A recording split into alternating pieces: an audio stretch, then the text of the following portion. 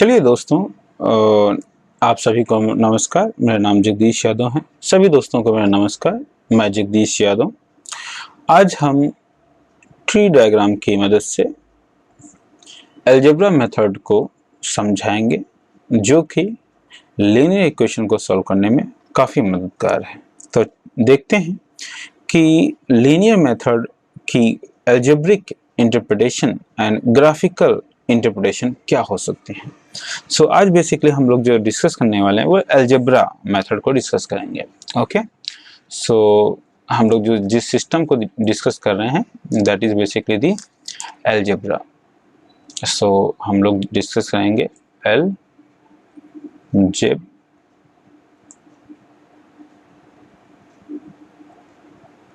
Okay, so algebra method को हम लोग डिस्कस करेंगे। सो सबसे पहले हम क्या करेंगे, सो it has linear equation has two interpretation. Okay, one interpretation is basically the algebraic. Okay, so one is algebraic interpretation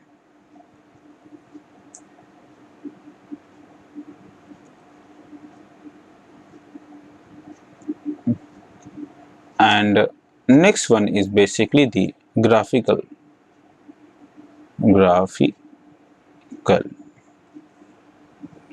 interpretation.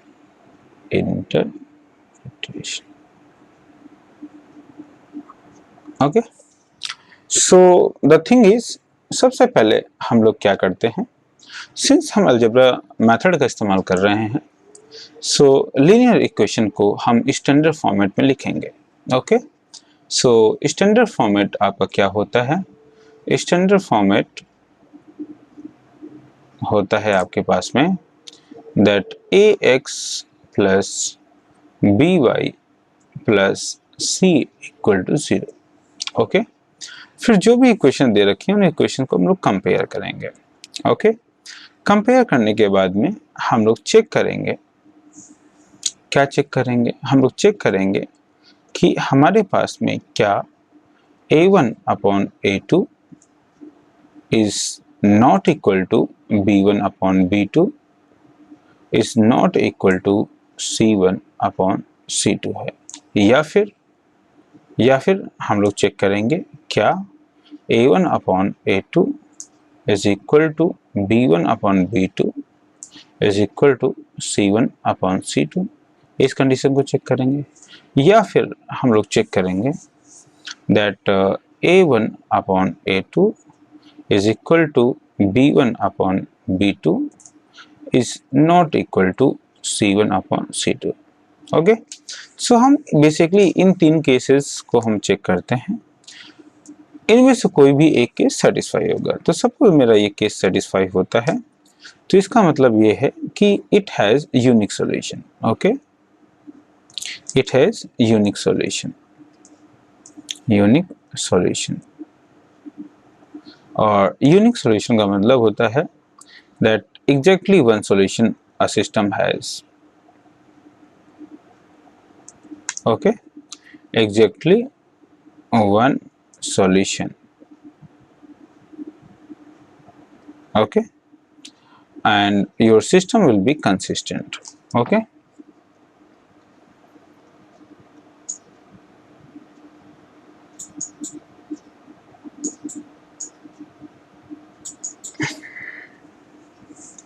and your system है system that will be consistent, system will be consistent।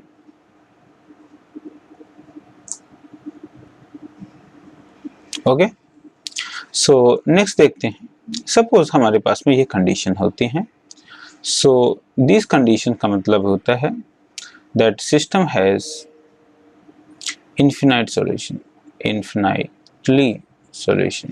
okay, infinitely many solution।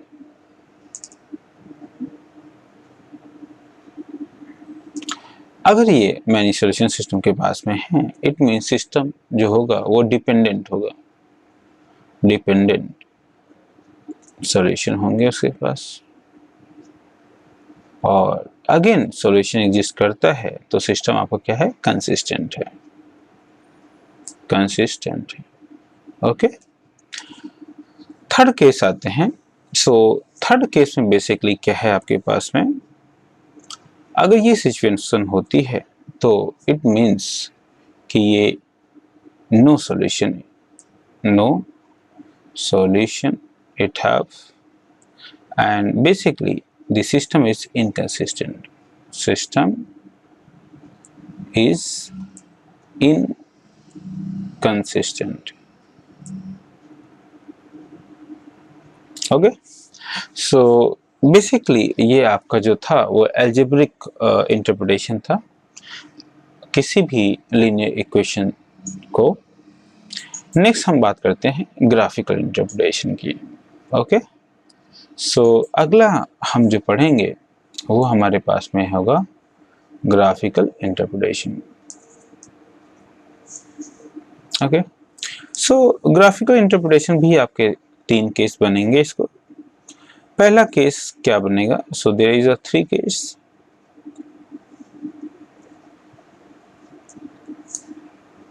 Okay, पहला case क्या है, suppose ये आपकी y axis है और ये basically आपके पास में x एक्सिस है। Okay, so 3 case, case number 1, case number 2 and case number 3।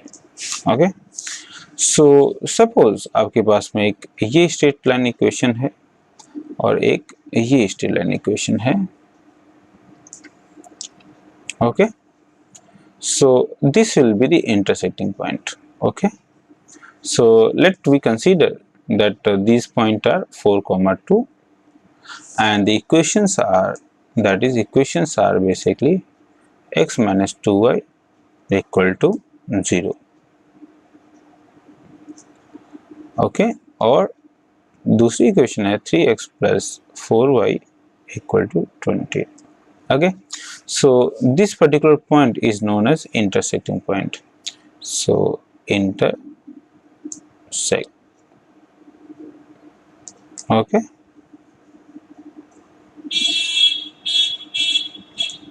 done. So next case is basically, suppose we have x-axis here again, so y-axis, and this is basically the x-axis. Okay, so in this case that both equations will be overlap. Okay, so this equation will be overlap, so that will be 4x plus 6y equal to 18, and the next one is basically that 2x plus 3y equal to 9. Okay, then so they are basically the overlapping. So overlapping of lines, overlapping और इसी overlapping को हम बोलते हैं कि ये coincident हैं, और coincident, coincident of line.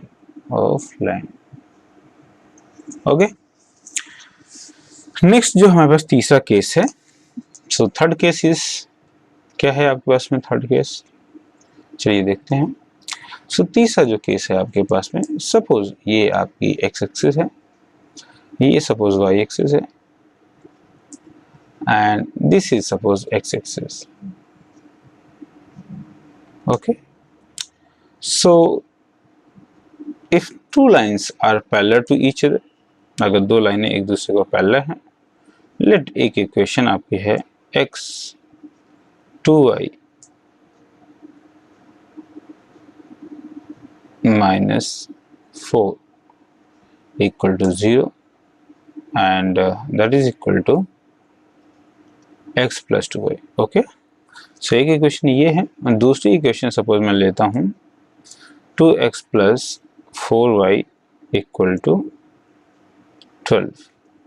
Okay, सो इस केस में जो इक्वेशंस हैं वो पैरेलल हैं, सो पैरेलल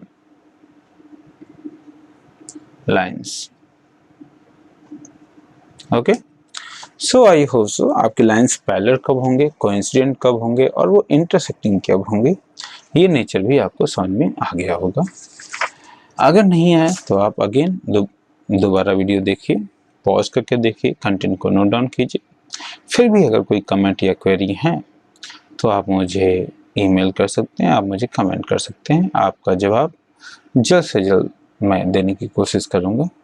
सो उम्मीद करता हूँ आपको कंटेंट मेरा अच्छा लगा होगा। सो चैनल को लाइक करें, सब्सक्राइब करें, शेयर करें अधिक से अधिक। And thank you so much for this wonderful class with us.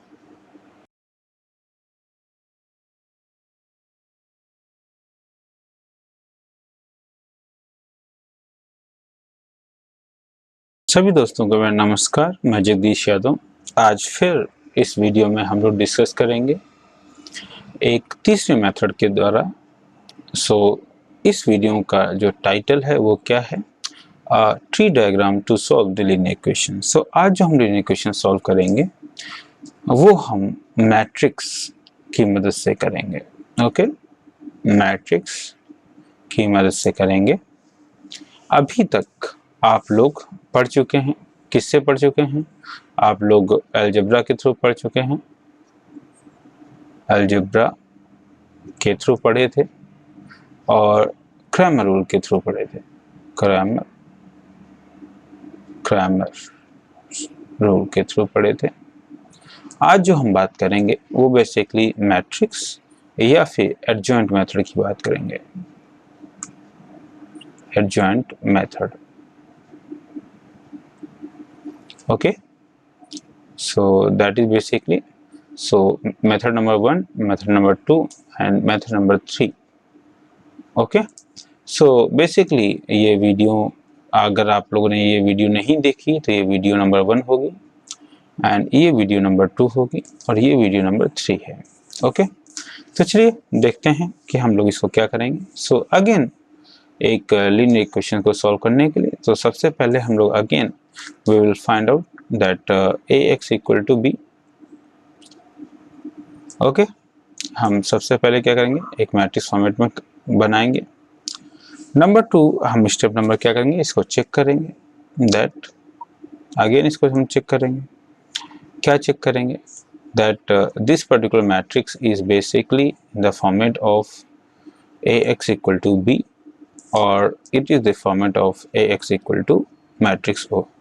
okay, so if this is this format then step number 3 हम क्या करेंगे, हम बेसिकली डिटरमिनेंट ऑफ a को चेक करेंगे कि determinant of a is not equal 0.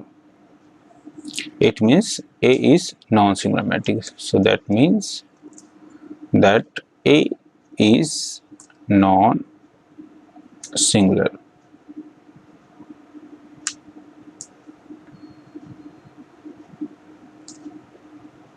Okay, and suppose ये non singular matrix होती है। सो इसका मतलब क्या है? इसका मतलब ये हुआ कि जो आपका सिस्टम है वो इन्वर्टिबल है। सो ए जो है, A is a non singular matrix, so which means that means also means that matrix can be invertible,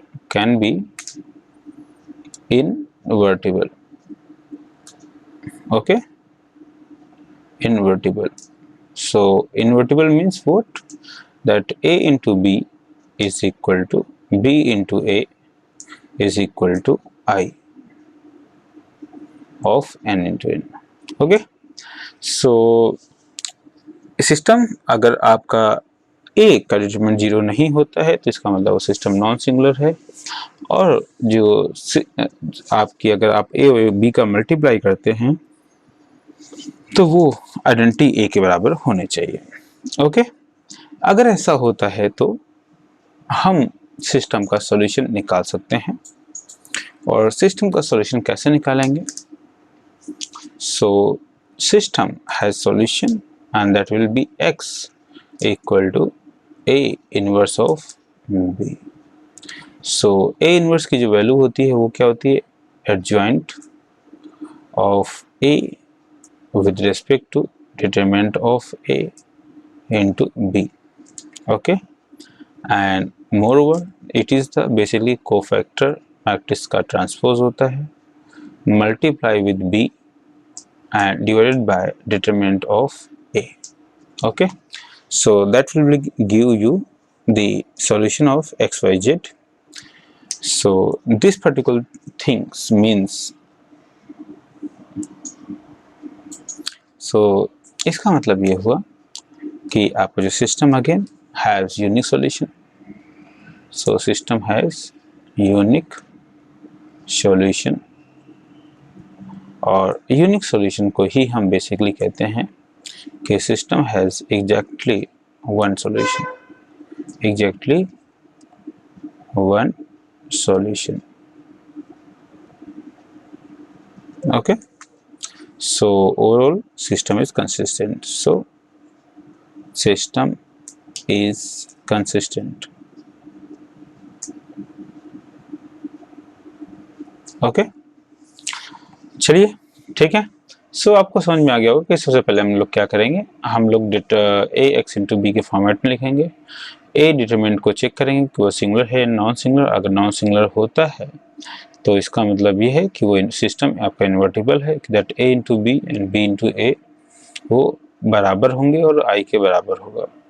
ठीक है, इसके बाद में हम लोग ए इनवर्स निकालेंगे, और ए इनवर्स क्या होता है, basically transpose of cofactor matrix of A होता है into B, and we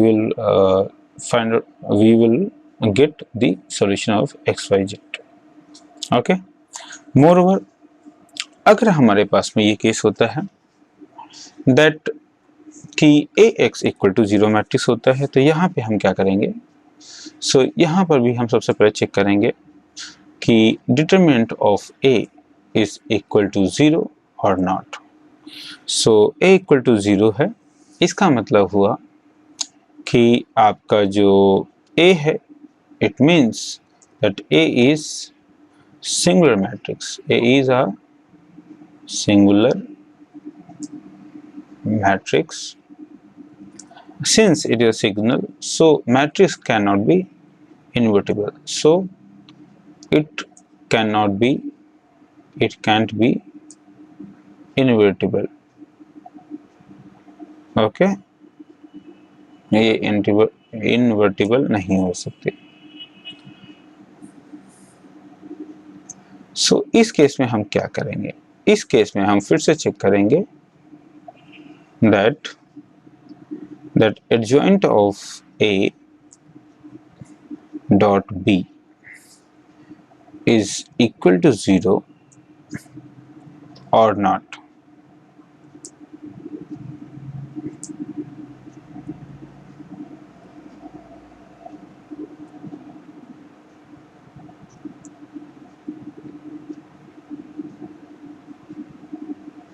Okay, so adjoint of A dot B is equal to 0 or adjoint of A dot B is not equal to 0. अगर ये equal to 0 है, then again system has infinite solution, infinite number of solution.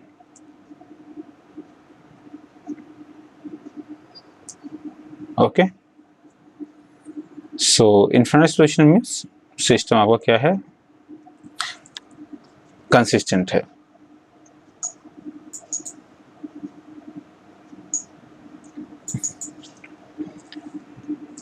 Infinite number of solution है. Okay, and linear system is consistent.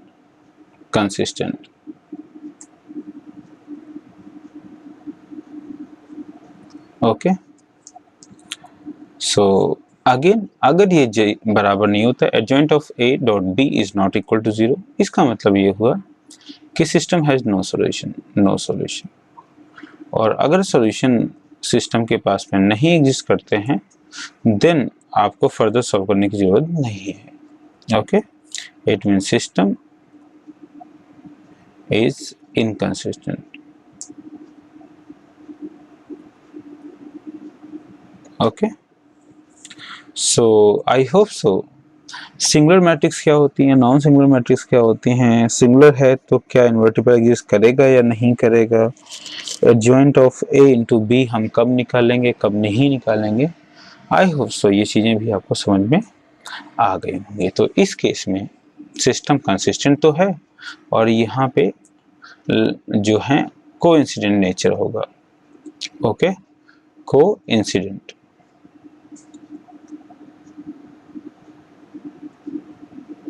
Okay,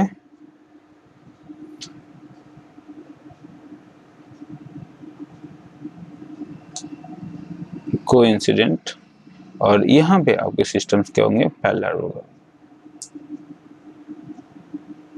okay, parallel system exist करता है।